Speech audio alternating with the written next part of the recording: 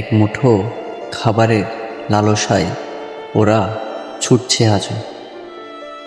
এদের হাসিটা আজও হচ্ছে না, কারণ এক বক্স খাবার বা কয়েক টাকায় এদের একমাত্র স্বপ্ন। আমরা এগিয়ে যাই, কেন দৃষ্টিতে পড়ে না এদের কষ্ট? কিন্তু তারাও যে এতটা চেষ্টা করে, তারাও যে একটু সুখে থাকতে চায়, একটু সহানুভূতি, একটা হাসি, ছোট্ট একটুখানি সহায়তা, এই মুহূর্তগুলো অনেক বড় আশীর্বাদ হয়ে দাঁড়াবে আমাদের জীবন।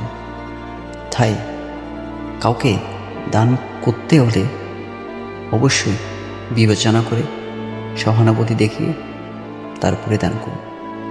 আমাদের গল্পে যদি আপনি নতুন হয়ে থাকেন, অবশ্যই আমাদের পাশেই থাকবেন।